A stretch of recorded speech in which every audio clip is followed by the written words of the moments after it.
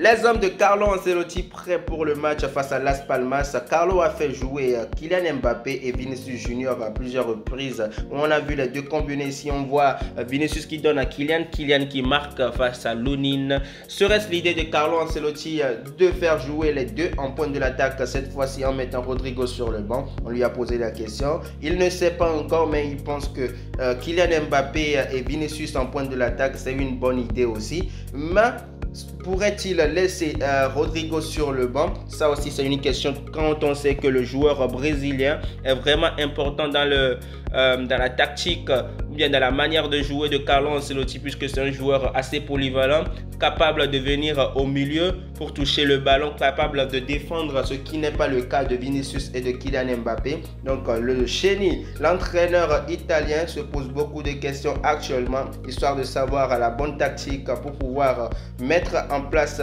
un système de jeu assez bénéfique pour cette équipe du Real de Madrid qui peine, d'autant plus que le Real de Madrid, lors de son premier match de la Liga, a fait un match nul.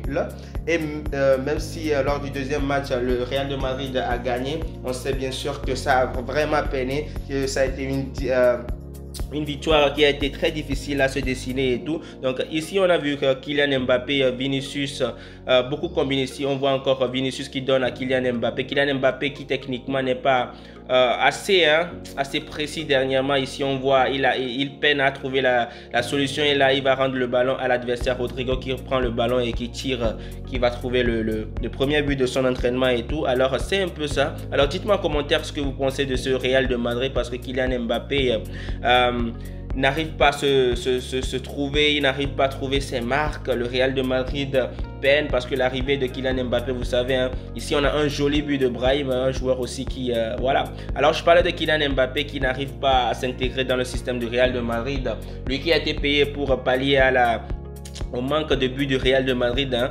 Kylian Mbappé qui devrait marquer 50 buts par an comme le marquait son idole Cristiano Ronaldo. Kylian Mbappé se voit déserté du poste du numéro 9 et venir se rallier à se rallier à Vinicius sur le côté gauche, ce qui pose un vrai problème pour le Real de Madrid, on a un manque de présence, voilà, au niveau de l'axe. Et voilà, chaque match, chaque centre qui est lancé par Arda Güler ou d'autres joueurs, voilà, ça trouve personne, et ça rend les choses assez difficiles pour le Real de Madrid. Donc c'est le problème qu'a le Real de Madrid actuellement. Donc je pense que Carlo aura beaucoup de problèmes, mais je pense que selon ce qu'il a dit lors de cette conférence de presse, je pense qu'il a déjà trouvé des tactiques ou bien des secrets pour pouvoir pallier à ce problème-là. Alors on attend vraiment ce match de 19h pour voir si le Real de Madrid saura trouver la bonne solution. Abonnez-vous, ciao ciao.